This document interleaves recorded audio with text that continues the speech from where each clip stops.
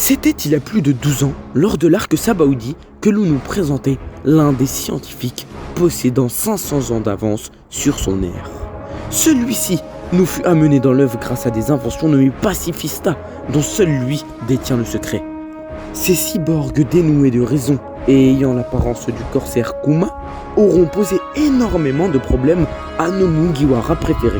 C'était il y a maintenant 3 semaines que l'on nous dévoilait les nouvelles technologies nommées Séraphin, encore créées par la patte de ce savant fou qui nous a demandé de vous raconter son histoire et de mieux vous faire comprendre la grande œuvre qu'est One Piece. Venez donc découvrir l'histoire du plus grand des scientifiques, Monsieur Vegapunk.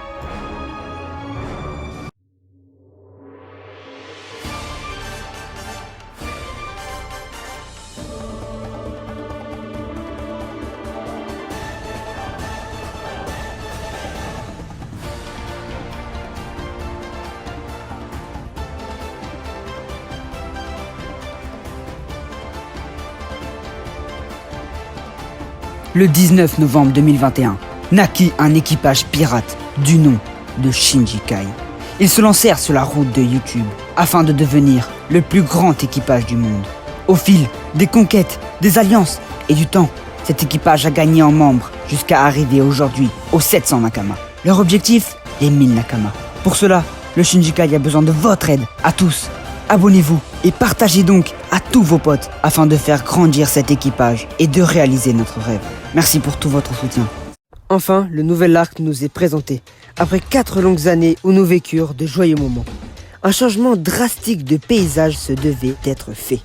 Voici donc enfin la nouvelle île sur laquelle Luffy et ses compagnons poseront pied, l'île hivernale, nommée Egghead, l'île du futur.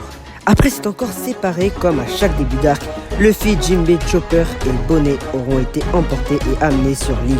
Quant aux autres, ils auront fait la rencontre d'un mystérieux personnage qui prétend être Vegapunk. On va pas passer par 4000 chemins. Les amis, vous nous connaissez, on n'est pas là pour le watch time, on va vous dire notre avis maintenant. Pour nous, cette fille qui prétend être Vegapunk n'est autre que sa fille.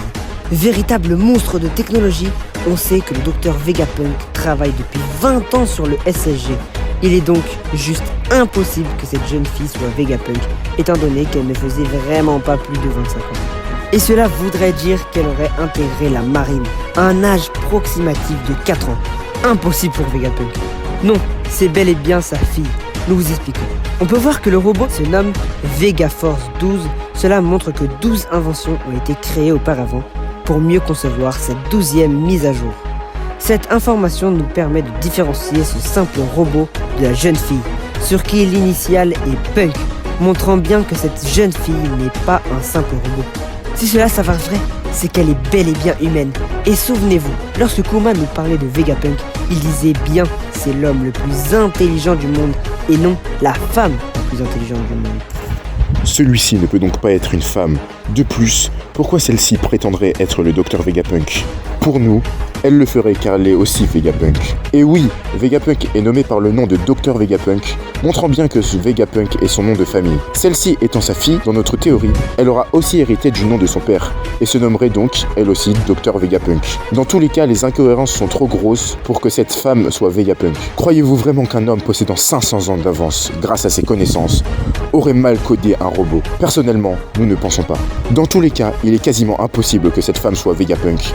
Et vous, pensez-vous que cette fille dit vrai ?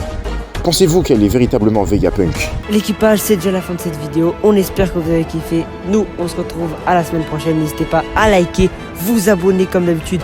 Objectif, les 800 abonnés pour ensuite avoir les 1000. Merci à tous ceux qui le feront les gars, on compte sur vous. Sur ce, salut l'équipage!